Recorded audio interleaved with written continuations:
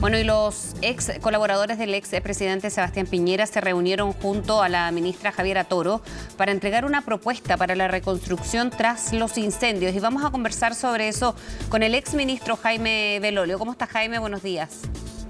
Buenos días, Fresia, ¿cómo estás? Muy bien. Bueno, ha habido, parece, buenos resultados. Por lo menos hubo una interacción con las actuales autoridades. ¿Cuál es su balance después de la cita de ayer? Yo creo que fue una muy buena reunión. La ministra Toro recibió muy bien las distintas recomendaciones y experiencias. La subsecretaria de Vivienda también estaba presente y parte de los equipos de ellos. Y bueno, para nosotros obviamente era un punto bien, era una deuda pendiente y algo muy simbólico. La última tarea que nos había encomendado el presidente Piñera el día antes de fallecer, ya nos había juntado para ver qué es lo que se podía hacer con la experiencia acumulada tanto del terremoto como de las distintas catástrofes que nos tocó en el primer y segundo gobierno. Y ese mismo día por la noche, el presidente Boric llama al presidente Piñera para hablar de otro tema, que eran las pensiones de gracia, y ahí el presidente Piñera le ofrece esta experiencia y el presidente Boric la acepta y dice que la ministra Toro va a conversar se va a tomar contacto con él, cosa que ocurrió. Entonces al día siguiente, a eso ya como de las 11:15 de la mañana, que fue la última vez que conversé con él, nos seguía pidiendo información para poder presentarle propuestas al gobierno. Y eso fue lo que cumplimos el día de ayer. Llevamos una propuesta de 46 páginas, está dividida en 4.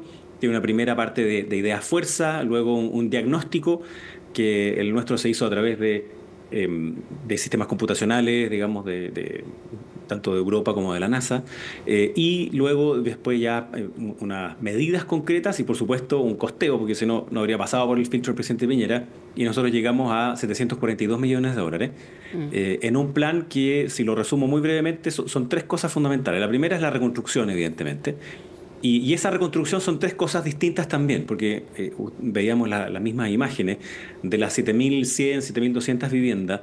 La mitad de ellas son condominios sociales, son viviendas sociales que estaban ya en un terreno y por tanto son familias de clase media, media baja, que requieren otro tipo de solución. Y ahí lo que hay que hacer es, además de reparar la urbanización del entorno, es volver a construir en ese sitio.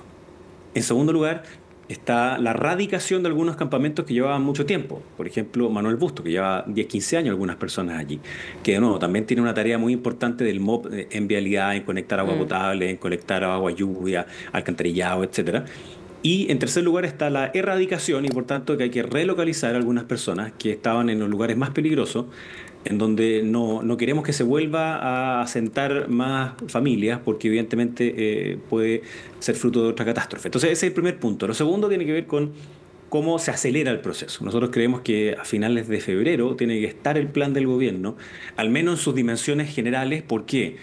Porque las personas que han sufrido, son más de 6.600 familias, es decir, son muchas personas, necesitan tener cierta certeza. Y ante la ausencia de certeza, lamentablemente lo que ocurre en nuestro país y en otras partes de Latinoamérica también, es que el crimen organizado trata de reemplazar al Estado. Y hemos visto que lamentablemente eso ya ha ocurrido en algunos espacios pequeños. Entonces el Estado tiene que adelantarse y poder dar cierta certeza. Para ello se requiere algo que a mí me gusta mucho, el concepto que dicen los arquitectos urbanistas, que le llaman las obras de confianza. Es decir, que son obras que a veces no están directamente relacionadas con la vivienda, pero sí con el entorno, con la comunidad. Por ejemplo, multicanchas iluminadas, por ejemplo, unas piscinas temperadas que hay en sectores populares de Viña del Mar y que han resultado muy bien, que es para que las personas confíen en que hay un plazo determinado y que se va a ir cumpliendo.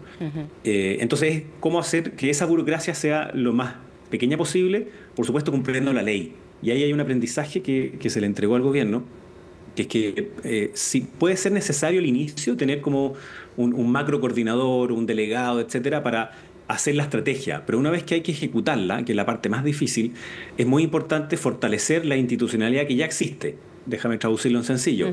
Si son 7.200 viviendas las que hay que construir, al final va a ser responsabilidad del Ministerio de Vivienda. Y ellos tienen las atribuciones y además tienen que rendir cuentas. Entonces, todas esas cosas que acabo de mencionar son fundamentales y vimos una buena recepción por parte del gobierno. ¿Hay coincidencias de estos tres puntos que me mencionas que haya hecho el gobierno desde el día 1 de la emergencia, Jaime?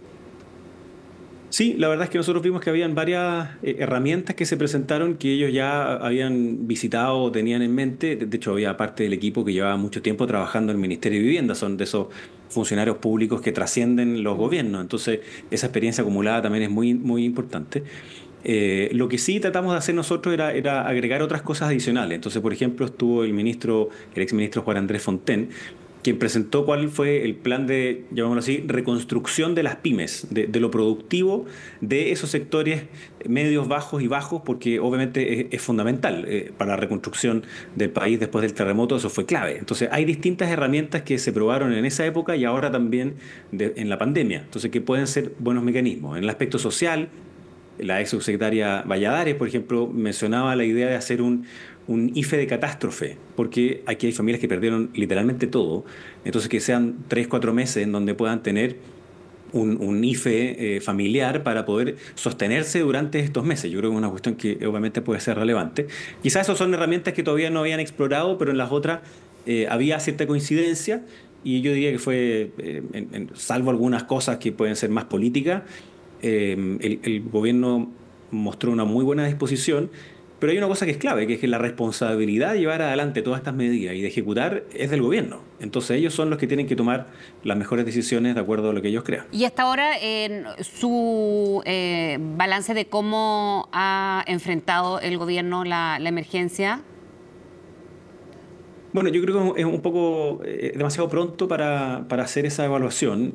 Nosotros creemos que tiene que haber un sentido de urgencia máximo y eso no significa no hacer las cosas con rigor. Entonces, por ejemplo, quizás esta puede ser una diferencia más bien comunicacional, pero cuando el gobierno hace un plan que dice que a finales de marzo va a entregar el plan de reconstrucción, a nosotros nos parece que eso tiene que adelantarse a febrero, ¿Y eso lo antes lo posible. plantearon? Sí, se lo planteamos y ellos dicen bueno, que hay que validar parte de las propuestas con la comunidad, lo cual por supuesto que es ultra necesario.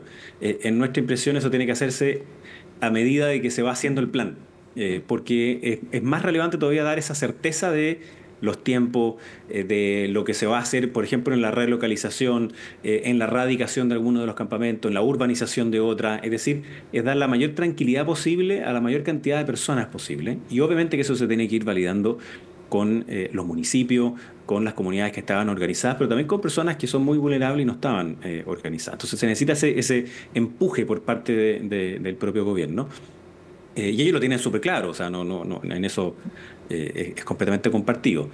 Y bueno, no quedamos en una fecha en particular después de volver a reunirnos, pero como fue mucha información, fueron muchas medidas distintas, por supuesto que la disposición está a poder entregar más detalles.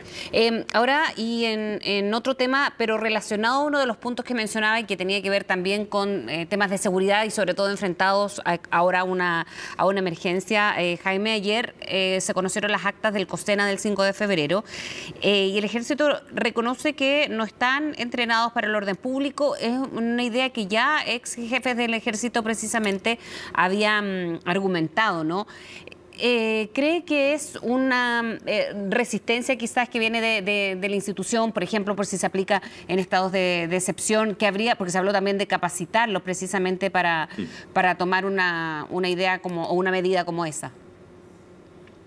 Bueno, yo ahí nos metemos en un tema que es complejo porque mientras no esté bien delimitado las reglas de uso de fuerza y esas puedan ser validadas institucionalmente, es decir, cuándo se pueden ocupar las armas, en qué condiciones y cuáles son las consecuencias de lo mismo, siempre va a haber una cierta resistencia a que algunas fuerzas que están preparadas para otra cosa asuman otras labores. Entonces, para decirlo en sencillo, las Fuerzas Armadas con las mismas reglas que Carabineros no funcionan, así como Carabineros con las reglas de Fuerzas Armadas no funcionan. Entonces hay que delimitar bien cuáles son esos distintos roles. En el caso de la emergencia, las Fuerzas Armadas han cumplido siempre un rol muy notable, no solamente de patrullar, sino que también de ayudar. Te pongo un ejemplo que también se transmitió ahora en la reunión. El que en ese entonces era intendente, Rodrigo Pérez, hizo una verdadera fábrica de viviendas de emergencia y quienes las hacían físicamente era el ejército. Después en la región del Biobío también hubo problemas de desabastecimiento de alimentos, entonces se generaron unas cajas de alimentos que se llamaban 4x4 para 4 personas para 4 días y quienes maquilaban, digamos, quienes armaban físicamente esa caja eran también las Fuerzas Armadas y daban también protección. Entonces Una cosa son en las emergencias mismas, que yo creo que hay un rol que es bastante claro, y otra cosa es una cuestión más permanente, en donde se tiene que discutir más sobre cuáles son esos roles, cuáles son las delimitaciones, pero sobre todo el uso de la fuerza. ¿Qué ocurre si es que hay un grupo de personas que va a atacar una infraestructura crítica? ¿Cuál va a ser esa respuesta? Si lo que se espera es que sea una respuesta con las fuerzas policiales como la que tenemos hoy día, bueno, entonces no sería apropiado tener a las Fuerzas Armadas. Y yo creo que el combate del crimen organizado es un combate que requiere una conversación distinta, requiere una conversación, porque como es especial, requiere también fuerzas distintas. Jaime, para terminar, hay otro punto que fue y ha sido tomado por el gobierno. La ministra Camila Vallejo, ayer se abría la posibilidad de la reforma de pensiones del ex presidente Sebastián Piñera, abriéndose también a esa posibilidad. ¿Cómo considera esta apertura del Ejecutivo, además en una de las iniciativas que se debe apurar, ¿no? Principalmente ya cuando comience el año legislativo? Bueno, evidentemente las pensiones son una materia de una urgencia social que se lleva aplazándose mucho tiempo, pero creo que el escenario con la pensión garantizada universal es completamente distinta a la del pasado. De hecho, las palabras de la ministra el día de ayer diciendo que querían volver a esta 3-3 que la oposición rechazó, dice ella. Bueno, yo creo que lo primero que se le olvidó es que ella misma rechazó esa propuesta en el momento en que se hizo. Y luego, una vez que se genera la PGU, es como que de esos 6 puntos de cotización, 4 ya se fueron a solidaridad. Entonces lo que queda ahora es fortalecer el pilar de la capitalización individual, de las propias cuentas de las personas. Y obviamente esa es una discusión que es más bien política. Yo lo que esperaría es que no se confundieran los planos, que si bien hemos tenido un espacio de mayor reflexión en torno a que tengamos metas comunes, y yo creo que el incendio, por ejemplo, es una de ellas. Aquí yo estoy convencido que cuando estamos presos por el presente, entonces no hay espacio de colaboración, o muy poquitito. En cambio, cuando tenemos una perspectiva en donde vamos a seguir conviviendo juntos en más tiempo, por ejemplo, en la reconstrucción, entonces se establecen mecanismos de colaboración. Entonces yo esperaría que nadie tome la contingencia para tratar de sacar algún rédito que sea en algo distinto. ¿Y cree que se están sacando estos réditos? No, yo creo que es una mala frase el tratar de decir reivindiquemos al presidente Piñera en algo de hace 3 años atrás, que todos los ministros que hoy día eran parlamentarios en ese momento votaron en contra, todos. Entonces no tiene ni un sentido que ellos quieran reivindicar algo de lo cual no les gustaba y que además cambió radicalmente después de la pensión garantizada universal. Y que el propio presidente Piñera, de hecho, en sus últimas entrevistas lo que decía era que no, que los 6 puntos tenían que ir a capitalización individual, dado precisamente que ya habían como 4 equivalentes en solidaridad, que es la pensión garantizada. Pero de nuevo, yo creo que sí es necesario llegar a buenos acuerdos en materia de pensiones, pero esos acuerdos no pueden ser en contra de una mayoría tan fuerte como más del 80% de las personas que quieren que esos dineros vayan a su cuenta y que la solidaridad se haga a través de los impuestos generales. Jaime Belolio, muchísimas gracias por hablar con nosotros esta mañana. Muchas gracias a ti, Fresia. Saludos.